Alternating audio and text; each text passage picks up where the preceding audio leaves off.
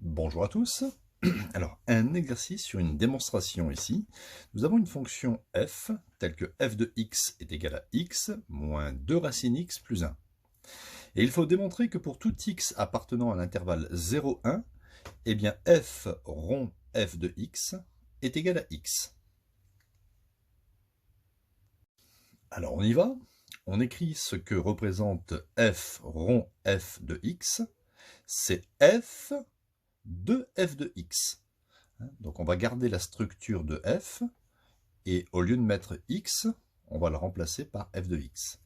Donc je vais obtenir, donc au lieu de mettre x, je remplace par f de x, c'est-à-dire cette quantité, x moins 2 racines x plus 1, moins 2 racines, au lieu de mettre x, je mets cette quantité, x moins 2 racines x plus 1, et j'oublie pas le plus 1. Donc maintenant, on va remarquer quelque chose. Ici, on a x moins 2 racines x plus 1. C'est le début d'une... c'est une identité remarquable. Alors, au lieu de marquer x ici, regardez, je vais faire a moins b au carré. On va voir si ça marche. A moins b au carré. Normalement, ça fait a au carré, moins 2 fois a fois b. Donc, racine x fois 1, c'est bon. Plus b au carré, plus 1. Donc on retrouve le moins 2 racine x plus 1, et on sait que la racine de x au carré, ça on le sait, c'est valeur absolue de x. Mais la valeur absolue de x, étant donné que x est positif, x appartient à l'intervalle 0, 1, la valeur absolue de x, c'est plus x. Donc plus x, moins 2 racine x, plus 1. Si x était négatif, la valeur absolue de x ferait moins x, mais ce n'est pas le cas ici. Donc on avait le droit de remplacer x moins 2 racine x plus 1 par cette identité remarquable. Donc je vais réécrire f rond f de x sera donc égal alors à racine de x moins 1 au carré moins 2 fois la racine de racine de x moins 1 au carré, plus loin, plus 1.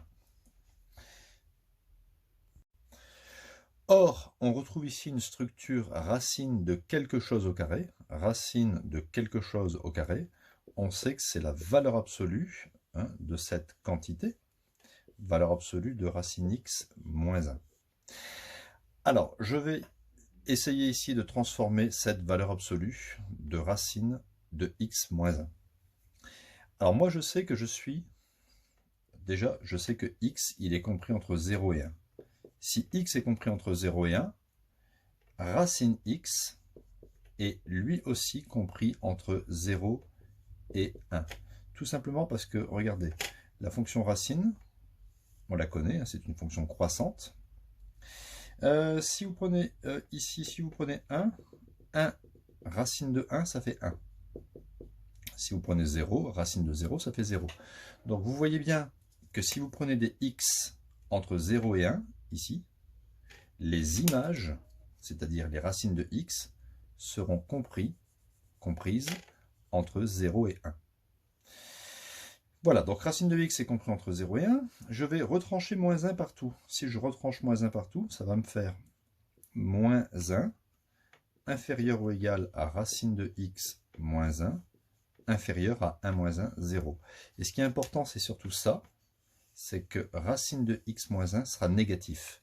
À partir du moment où racine de x moins 1 est négatif, la valeur absolue sera l'opposé de ce qui est écrit à l'intérieur.